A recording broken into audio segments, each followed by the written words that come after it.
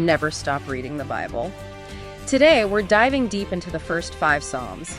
These are just incredible ancient poems, aren't they? They still speak so powerfully today. They really do. And what's fascinating right off the bat is, well, we often think of David writing the Psalms, and he did write most. But there were others too. We've got Moses, Solomon, Asaph, Ethan, Heman, the sons of Korah, and some were actually anonymous. Right. It shows this amazing chorus of voices, really, within this collection we call the Psalter, all 150 Psalms divided into 5 books. Exactly. And today we're honing in on that first book, Psalms 1 through 41, but specifically just the first 5, Psalms 1 to 5. Okay, so Psalm 1, it feels like the gateway, like the entry point for the whole thing. It really does. It sets up this fundamental choice, 2 paths. You've got the blessed life, the righteous person who fears God. They're pictured like a tree, thriving. Planted by water. Yeah, exactly. And then you have the wicked. Their fate is, well, it's compared to chaff, just blown away by the wind. That's such a stark contrast. It really sets the tone, doesn't it? The rooted tree versus the rootless chaff. Precisely. Yeah. It introduces these core ideas right away. Okay, so then we move to Psalm 2. This one seems to zoom out a bit, connecting David's kingship back to God's bigger plan, like with Abraham. That's right. Psalm 2 is really reflecting on God's covenant. It talks about establishing David and his descendants as kings.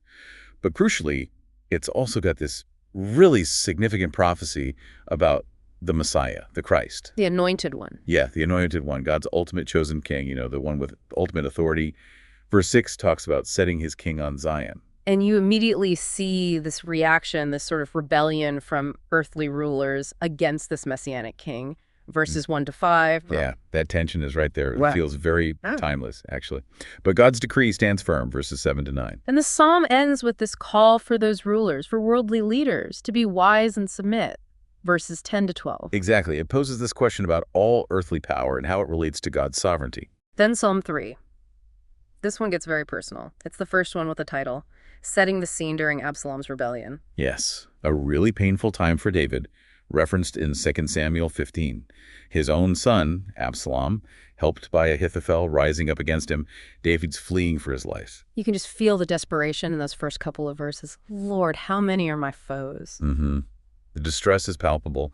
But then verses 3 and 4, there's this incredible shift. Right, this absolute trust in God as his shield, even when he's completely surrounded. He's expressing complete confidence, pleading for salvation in verses 5 through 8, but grounded in that trust. It's powerful. And Psalm 4, it seems to share that same backdrop, the Absalom revolt. It does, yeah. But maybe with a slightly different emphasis. David's conviction here feels perhaps even stronger, that God will protect him even through suffering. And there's that warning, too, isn't there? Verses 1 to 5, warning against pursuing worthless things, vanity. Yes, don't chase emptiness. And then it closes with this beautiful description of peace, verses 6 to 8. Real comfort that only God gives. Finding peace even in turmoil. So that brings us to Psalm 5, another individual lament. That's right. Similar in feel to 3 and 4 in that David's facing threats, facing evil forces. But here, the prayer feels sharper, maybe? Sharper how? Well, he's praying quite directly for the downfall of his enemies, for judgment and a retribution against the wicked. It's a strong appeal.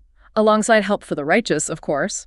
And he mentions his morning prayer specifically, verses 1 to 3, expecting God to hear him then. Yes, that's a key detail. It actually led to Psalm 5 being used by priests, recited before the morning sacrifice. It's about starting the day seeking God.